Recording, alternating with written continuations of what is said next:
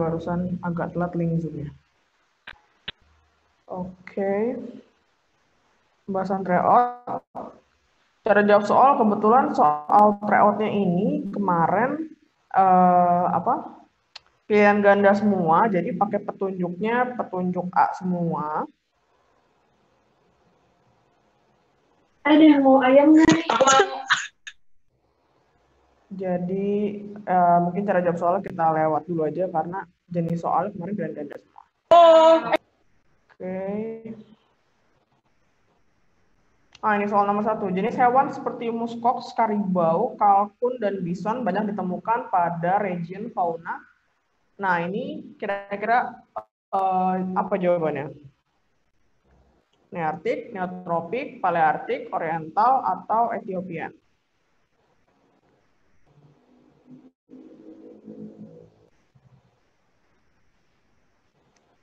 Halo?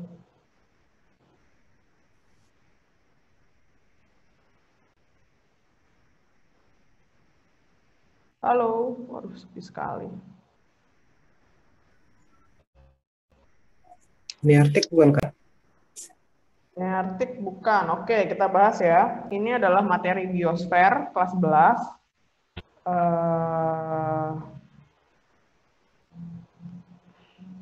Nah, ini kurang lebih gambarnya persebarannya seperti ini. Jadi yang pertama ada Nearktik, persebaran wilayahnya di mana? Dia di Amerika Serikat, Kanada, dan Greenland. Jadi si Nearktik ini bisa dilihat sebelah kiri atas yang warna putih itu daerahnya Amerika Serikat, Kanada, Greenland. Jadi Amerika Utaranya kecuali Meksiko. Kenapa? Karena Meksiko masuknya ke sini. Neotropik Meksiko, Amerika Tengah, dan Amerika Selatan yang warnanya hijau muda ini. Dia masuknya ke neotropikal atau neotropik. Kemudian ada lagi Palearktik. Palearktik itu masuknya ke atau daerah persebarannya dia di Eropa. Kemudian Afrika bagian utara ini. Kemudian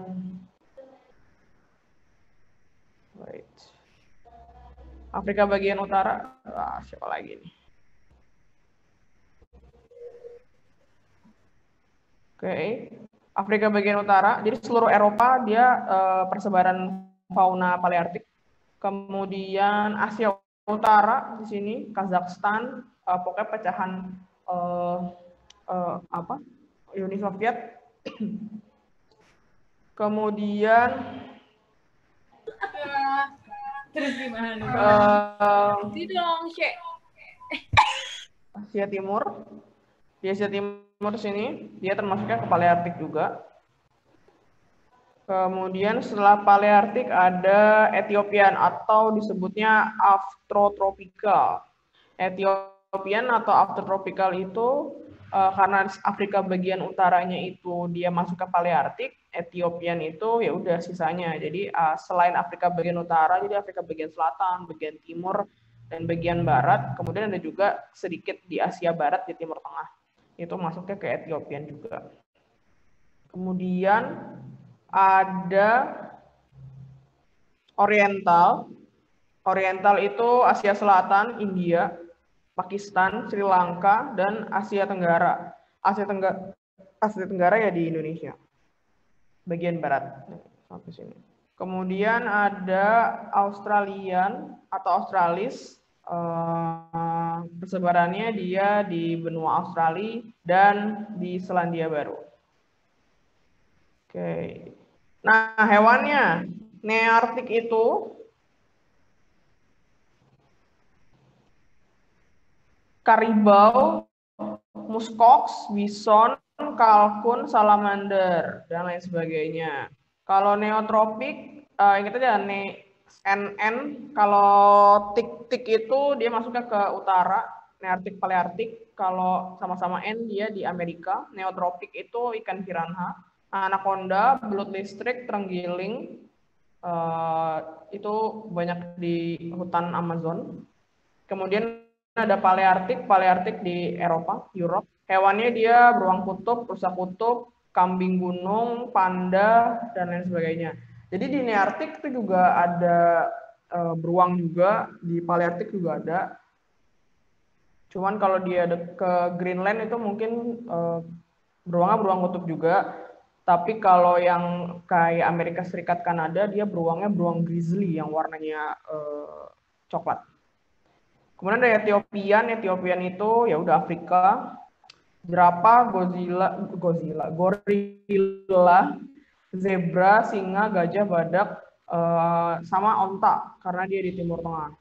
Oriental, Indonesia itu harimau, orangutan, gajah, badak, bekantan. Nah, yang unik ini juga gajah dan badak. Kenapa? Karena si gajah dan badak ini dia juga ada di Ethiopian. Bedanya, kalau yang ada di Oriental itu dia gajah dan badaknya badannya itu lebih kecil. Jadi memang di Afrika sana memang kayak dia badannya lebih besar. Badaknya pun badan badaknya bodinya tuh lebih besar.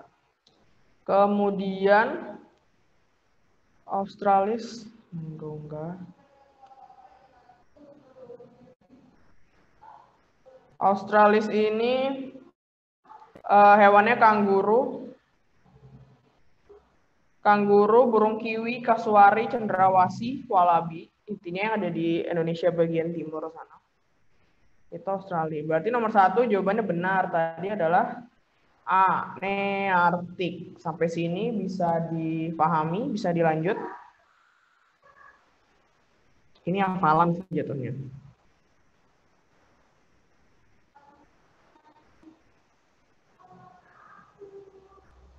Halo, bisa dilanjut?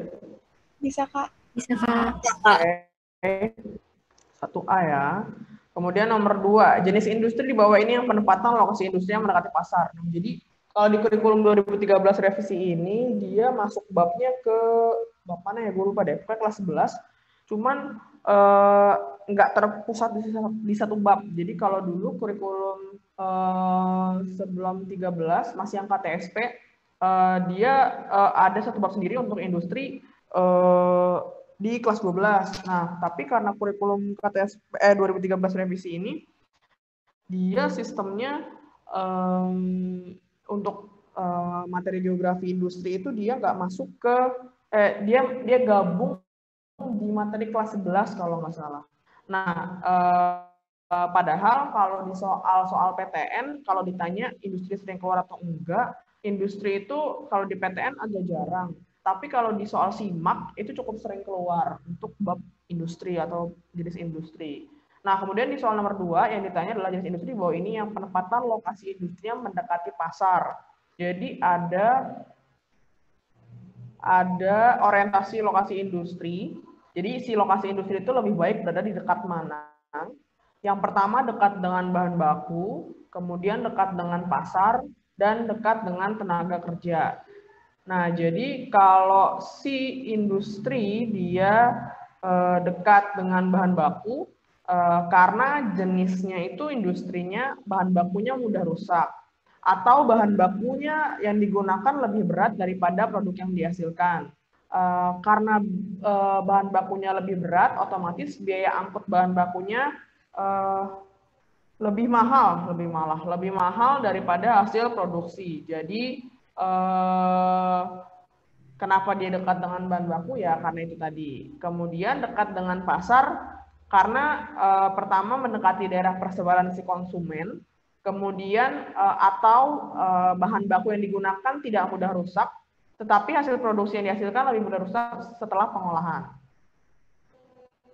Kemudian dekat dengan tenaga kerja karena membutuhkan tenaga kerja yang banyak, tapi dengan biaya yang seminimal mungkin kayak gitu. Nah, contoh-contohnya kalau untuk yang bahan baku, dia contohnya industri semen karena semen itu bahan bakunya apa? Ada yang tahu? Industri semen bahan bakunya apa?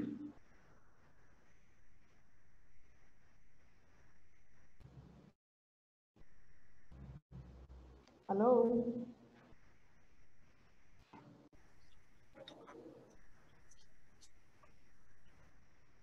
Apa? Industri semen bahan bakunya? Kapur, Kak. Iya, kapur. Batuan kapur itu dibanding bawa batuan kapur bongkahan batu kapur, dia lebih mudah membawa si sak-sak semen. Jadi karena dia bahan bakunya lebih berat daripada hasil produksi, makanya lebih dekat ke bahan baku. Kemudian gerabah, ada yang tahu gerabah itu bahan bakunya apa? Tanah liat, Kak. Ya, jadi industri gerabah, industri batu bata itu pasti dia dekat dengan si bahan bakunya yaitu tanah liat. Contohnya itu ada di daerah mana ya? Oh, daerah Mekarsari ke sana, Jonggol. Itu ada namanya daerah Cibarusah, itu dulunya daerah pertanian tani, cuma dia nggak terlalu subur. Tapi jadi bekas lahan sawahnya itu malah dibikin untuk bahan baku industri batu bata kayak gitu. Soalnya waktu itu temen gue penelitian skripsinya ke sana, jadi gue ngeliat sendiri. Industri gerabah itu lebih dekat dengan bahan baku karena lebih gampang bawa gerabah atau bawa batu bata dibandingkan dengan bawa tanah liat. Kemudian industri pengalengan ikan, jelas bahan bakunya dia ikan, akan lebih bahan bakunya mudah rusak ya, karena ikan itu dia lebih ada kayak umurnya lah gitu.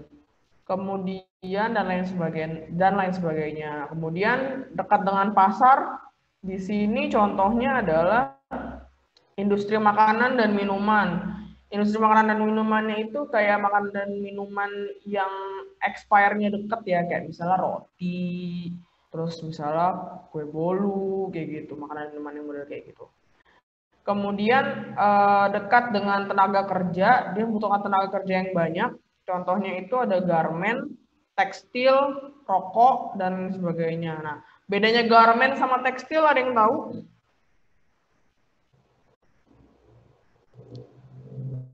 Apa itu garmen? Apa itu tekstil? Apa bedanya?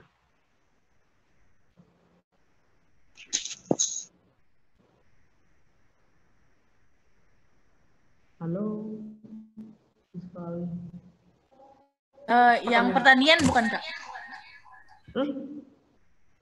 Gue belum nanya jawabannya. Bedanya garmen sama industri tekstil.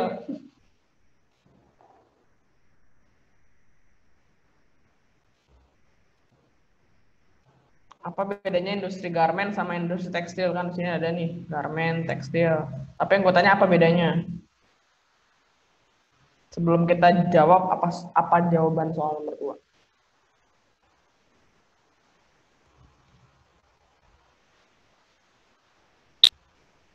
Apa? Ada yang tahu? Kalau garmen tuh jadinya ya, Kak? Iya. Kalau garmen kain jadi, kalau tekstil itu lembaran kain. Bedanya itu ya. Jadi kalau garmen itu siapa ada namanya jangan aneh-aneh apa? Industri garmen itu lebih ke baju jadinya. Kalau tekstil itu lembaran kainnya. Itu bedanya. Nah, baru lanjut ke soal nomor 2. Industri bahwa ini penempatan lokasi industrinya mendekati pasar adalah dari opsi jawaban. Kira-kira yang mana?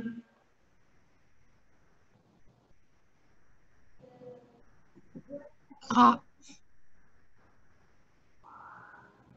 Semen enggak, tekstil garmen enggak. Antara A dengan D. Industri pertanian itu luas loh. Kayak buat gua jawabannya iya, lebih gede. Kenapa? Karena kan di sini dekat dengan pasar itu tidak hanya bahan baku digunakan merusak. Emang di sini contohnya industri makanan dan minuman. Tapi mendekati daerah persebaran konsumen. Jadi surat kabar itu ya biasanya dia dekat dengan pasar karena dia mendekati daerah persebaran konsumen. Kak, kalau pertanian gimana? Kalau pertanian dia jenisnya kayaknya yang ini nih, dekat dengan bahan baku. Contohnya itu biasanya kayak industri pertanian itu kayak pertanian secara luas kayaknya deh, minyak goreng gitu, sawit kayak gitu. Jadi kayak dia lebih dekat ke bahan baku. Tapi kalau industri makanan beda ya. Pertanian sama makanan beda. Kalau pertanian tuh kayak masih barang setengah jadi lah hasilnya. Tapi kalau makanan itu udah langsung barang jadi kayak gitu. Jadi buat gua nomor 2 itu jawabannya lebih ke D, surat kabar dibandingkan dengan pertanian. Sampai sini ada yang ingin tanyakan? Bisa dilanjut? D. Kondisi. Karena jawaban B, C, E coret. Semen itu bahan baku, tekstil garmen tenaga kerja antara A dan D. Pertanian di sini karena pertanian menghasilkan barangnya barang setengah jadi, sedangkan jadi kayak kalau pertanian tuh pertanian sama surat kabar buat gue lebih gede karena kalau pertanian tadi barang setengah jadi dan biasanya orientasi lokasi industrinya dekat dengan bahan baku karena bahan bakunya mudah rusak. Sampai sini bisa dipahami? Bisa, Kak. Bisa, Bisa Kak. dilanjut? Oke. 3. Yang tidak dapat memanfaatkan jasa dari citra penginderaan jauh adalah perkiraan. Perkiraan apa? D. Yang jelas, area luasan itu bisa dilihat. Jadi yang A benar. Luas hutan yang terbakar bisa dilihat. Kemudian panen padi pada satuan luas itu juga bisa. Kemudian jumlah pohon kelapa sawit, yang kena hama, jumlah pohon, pokoknya kena hama juga bisa. Kedalaman sungai dan jumlah pohon kelapa sawit yang mati. Kalau jumlah kelapa sawit yang kena hama itu bisa karena bisa pakai satelit inframerah. Jadi di situ nanti bisa melihat yang kena hama yang mana, yang sehat yang mana. Antara D dan E, lebih prefer mana? D ya, Kak. D. D. Kenapa?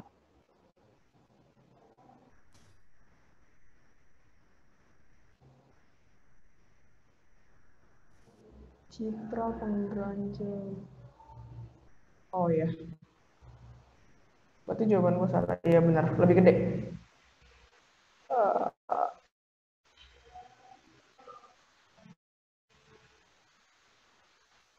Sorry, jawabannya D benar. Karena kalau kedalaman sungai harus pakai kayak laut, kayak kedalaman laut, dia harus ada sonarnya. Tapi bisa dicari juga, tapi bukan pakai penginderaan jauh. Jadi kecualinya yang D. Sampai sini bisa dilanjut? Bisa, Kak. Oke. Jenis tumbuhan epifit seperti anggrek banyak ditemukan di wilayah hutan. Epifit apa?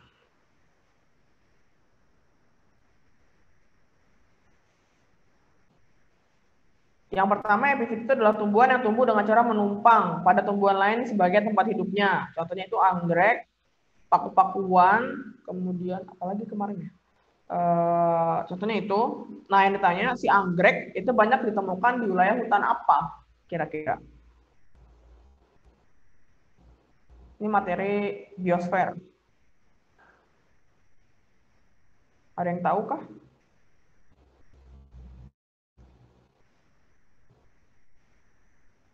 Taiga sama tundra bedanya apa?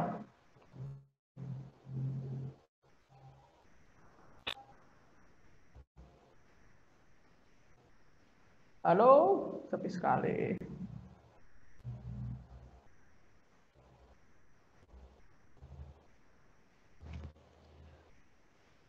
Halo.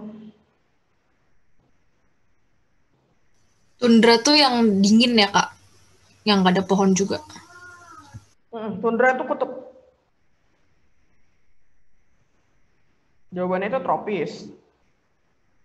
Daerah tropika basah. Tambahin. Kalau taiga itu dia hutan berdaun jarum. Jadi ujungnya runcing-runcing atau disebutnya konifer. Contoh floranya itu seperti Cemara, pinus. Kalau tundra itu iklim dingin, biasanya di daerah kutub. Contoh flora, tundra itu kadang-kadang suka masih ada padang rumput kalau musim panas. Kalau nggak ada, lumut.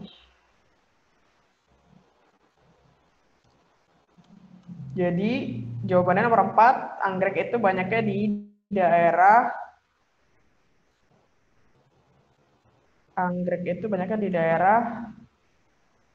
tropis. Jawabannya. Sampai sini. Bisa dilanjut. Bisa, Kak. Mangrove tahu apa kan mangrove? Mangrove nama lainnya apa?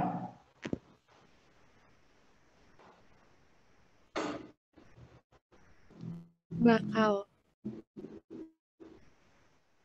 Iya, hutan bakau. Oke, 4 jawabannya A.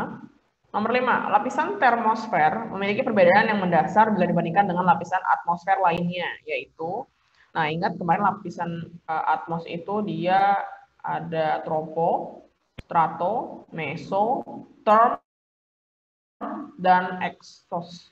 Jadi dari yang paling bawah ini tropo.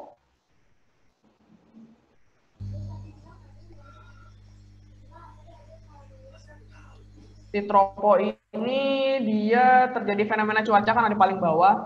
Jadi terjadi hujan, guntur, petir, itu adanya di tropo. Kemudian termasuk si lapisan awan cumulonimbus. Kalau di atasnya lagi itu disebutnya strato, terdapat lapisan ozon, fungsinya menyaring sinar ultraviolet yang masuk ke dalam bumi. Kemudian ada atasnya lagi ada mesos. Nah, di mesos ini tempat terbakarnya meteor, di sana juga terjadi penurunan suhu yang cukup signifikan setiap bertambah ketinggian. Kemudian kalau di term, terdapat lapisan ionosfer, fungsinya memantulkan gelombang radio. Kemudian terdapat aurora juga, dan sering terjadi perubahan suhu yang semakin tinggi. Nah, kalau exosfer ini paling luar, paling atas, pembatas dengan jagat raya, terjadi berbagai interaksi antara gas yang ada di luar angkasa. Jadi kayak gaya gravitasinya tuh cukup kuat di exosfer. Yang ditanya di soal apa? Termosfer. Berarti kira-kira jawabannya yang mana yang termosfer?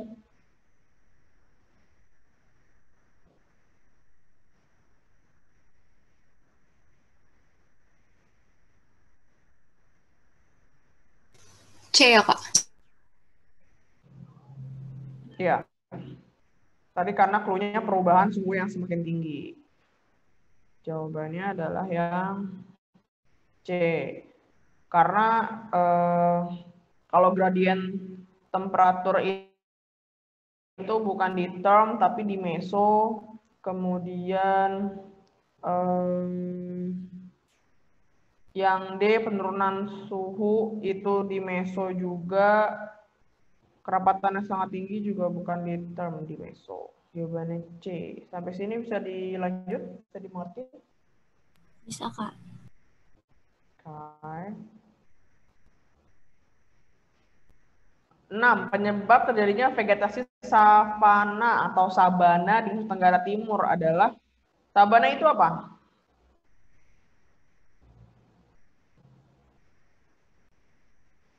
Sabana. Apa bedanya sabana dengan stepa?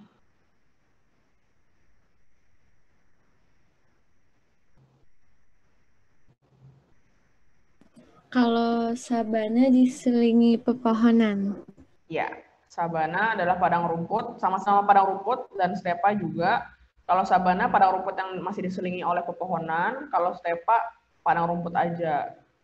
Jadi kalau dikatakan sabana sama stepa lebih kering mana, ya lebih kering stepa. Karena Di sabana masih ada pepohonan. Kering, kata-kata kering lebih kering berarti curah hujan di sabana lebih tinggi daripada curah hujan di stepa. Tetapi tetap curah hujan yang paling tinggi adalah bioma.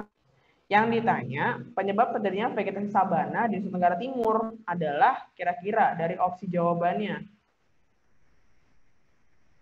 Mana jawabannya yang tepat?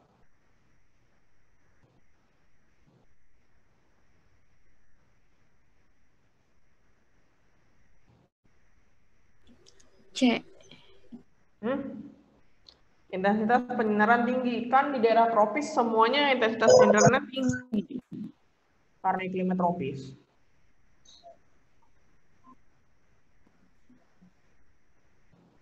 Suhu udara selalu tinggi juga iya lebih gede. Karena tadi ngomonginnya sabana kan. Sedangkan di Indonesia itu kan banyaknya hujan-hujan tropis ya. Kenapa ada sabana? Karena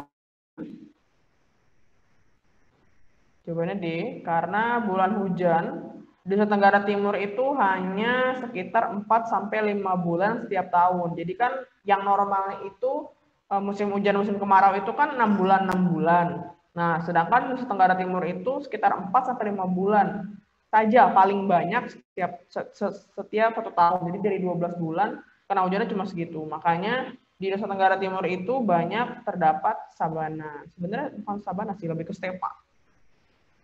Sampai sini bisa dimengerti, bisa dilanjut? Bisa, Kak. Bisa, Kak. Hai.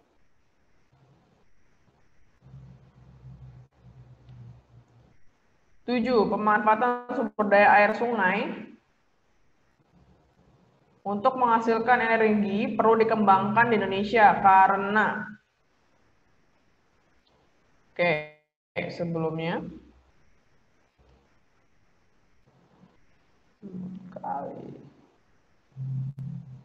sumber daya air sungai itu dapat dimanfaatkan sebagai sumber energi pembangkit listrik tenaga air atau yang disebut dengan PLTA. Nah, PLTA ini menghasilkan listrik yang berasal dari aliran air yang menghasilkan tenaga kinetik yang menggerakkan turbin, kemudian energi kinetik atau mekanik tersebut dikonversi melalui generator menjadi energi listrik. Nah, kriteria sungai yang dapat dimanfaatkan untuk PLTA adalah yang memiliki aliran deras, kemudian debitnya tetap, karena biasanya adalah sungai tersebut dibendung pada sebuah bendungan. Berarti kira-kira kalau nomor 7 ngomonginnya perlu dikembangkan di Indonesia, karena dari opsi jawaban,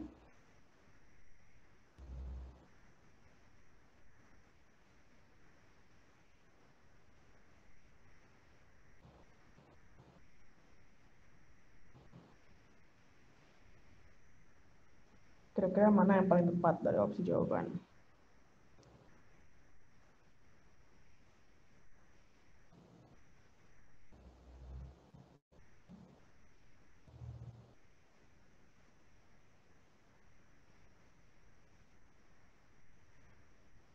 Halo? D, Kak.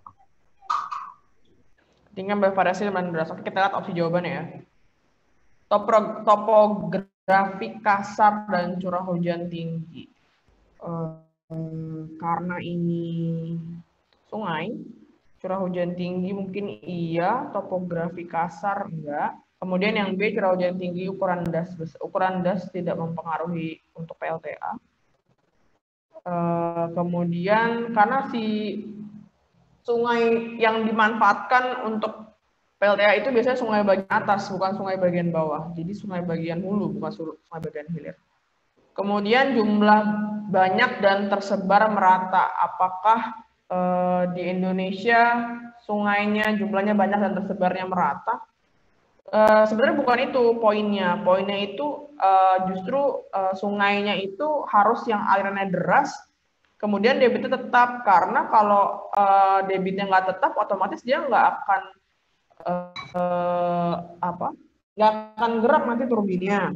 Kalau kayak misalnya sungai-sungai di Nusa Tenggara Timur atau dari Nusa Tenggara itu cuma ada ketika musim penghujan. Kalau musim kemarau dia nggak ada airnya gitu, jadi itu nggak mungkin dijadikan PLTA gitu. Kemudian jadi tersebar meratanya iya, tapi bukan itu poinnya untuk pengembangan sumber daya air sungai. Kemudian antara D dan E, ketinggian bervariasi dan berairan deras. Airan deras iya. Kemudian yang E, debit aliran besar iya. Debitnya berarti kalau besar itu maksudnya banyak gitu kan. Kemudian antara D dan E lebih ke ketinggiannya variasi kah atau banyak air terjun. Nah, konteksnya di sini kan tadi kriteria sungai di manfaat untuk PLTA itu adalah airnya deras, debitnya tetap. Ketinggian variasi, ketinggiannya bervariasi. Kalau bervariasi berarti ada yang tinggi, ada yang rendah kan, ada yang datar kayak gitu. Sedangkan untuk PLTA tadi dia butuh airnya deras. Jadi jawabannya lebih ke E. Kenapa? Karena si air terjun itu biasanya karena dia jeram ya, karena dia tiba-tiba turun gitu kan, dia pasti airnya lebih deras dibandingkan dengan ketinggian yang bervariasi. Kalau ketinggian bervariasi ada yang tinggi, ada yang rendah, ada yang datar kayak gitu kan. Berarti buat gue lebih ke yang E, debit aliran besar dan banyak air terjunnya. Sampai sini bisa dipahami kenapa jawabannya E? Bisa, Kak. Ya. Bisa, Oke. Kak. Lanjut ya. Nah ini judul peta harus tulis dengan ukuran huruf yang relatif lebih besar karena D. iya, D. betul, D. Jadi pada komponen peta judul itu dia menggambarkan isi dari si petanya. Sehingga judul peta harus ditulis dengan ukuran huruf yang lebih besar karena memuat atau menggambarkan informasi tentang tema utama dari peta tersebut. Ya benar, jawabannya adalah D, nomor 8 D. Sampai di sini bisa dilanjut? Bisa, Kak. Oke.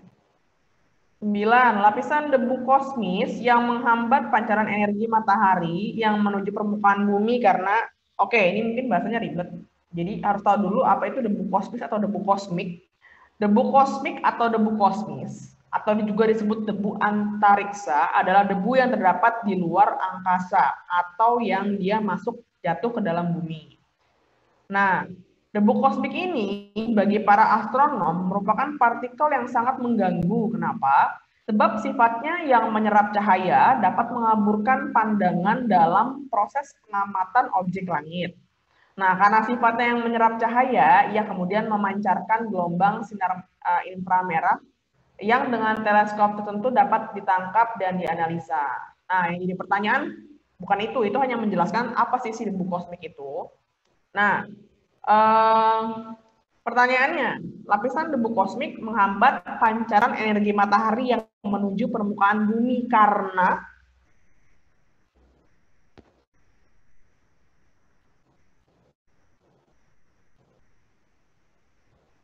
dari yang udah gue jelasin ini kira-kira karena apa? B ya, Kak. Karena dia menyerap sinar ultraviolet. Nah, B. Jadi harus tahu dulu karena ini soal PTN gitu kan, berarti harus tahu dulu debu kosmik itu apa, kemudian dia sifatnya seperti apa, baru bisa kejawab kenapa sih dia menghambat pancaran energi matahari gitu. Oke, sampai sini bisa dipahami, bisa dilanjut. Bisa, Kak. Bisa, Kak. Bisa, Kak.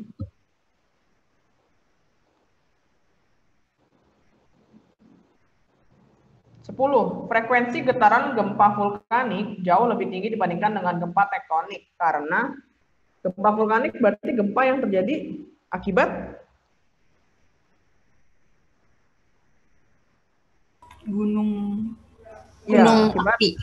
berapi. Gunung api yang aktif. Contohnya kayak gunung api apa yang lagi aktif nih? Barengan nih ada 3. Di Jawa 2, Sumatera 1. Ini baru-baru ini nih. Yang lagi setelah Sumeru ya, Kak? Semeru ya. Terus mana lagi? Merapi. Gunung Semeru, Gunung Merapi, satu lagi yang ada di Sumatera, Utara, Gunung Sinabung. Jadi ada 3 gunung yang lagi aktif sekarang. Itu ada gunung yang pertama yang mengawali itu adalah Merapi, kemudian ada Semeru, kemudian ada juga Gunung Sinabung. Sampai sejauh ini jenis erupsinya masih yang belum erupsi, masih hanya guguran-guguran ini apa? Kalau di orang masyarakat tuh bilangnya wedus gembel gitu ya, tapi belum erupsi yang benar-benar erupsi. Nah, itu terjadi kenapa? Ya karena lempengnya lagi aktif bergerak. Makanya juga ada gempa kemarin di mana? Sebelum yang Sulawesi Barat. Pokoknya emang lempengnya lagi aktif bergerak, makanya dia berentet, semua kena. Oke, yang ditanya bukan itu. Frekuensi getaran gempa vulkanik jauh lebih tinggi. Frekuensi berarti ngomongnya tentang banyaknya. Banyaknya getaran gempa vulkanik jauh lebih tinggi dibandingkan dengan gempa tektonik karena kira-kira yang mana?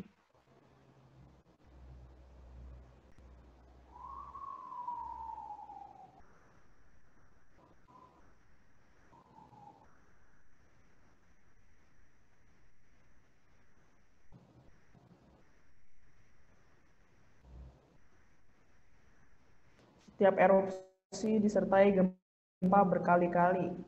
Justru gempa itu sebelum terjadi erupsi. Jadi yang A salah. Terus jumlah gunung api banyak dan tersebar merata. Nggak ngaruh. Pasca gempa vulkanik selalu disusul erupsi gunung api. Enggak ya, tapi memang pasca gempa vulkanik itu biasanya dia menunjukkan si gunungnya itu mulai aktif, tapi tidak selalu kan ada kata-kata selalu disusul erupsi gunung api, tidak. Tapi memang menunjukkan bahwa si gunung tersebut aktif gitu. Jadi A, D, E coret. Antara B dan C lebih prefer mana?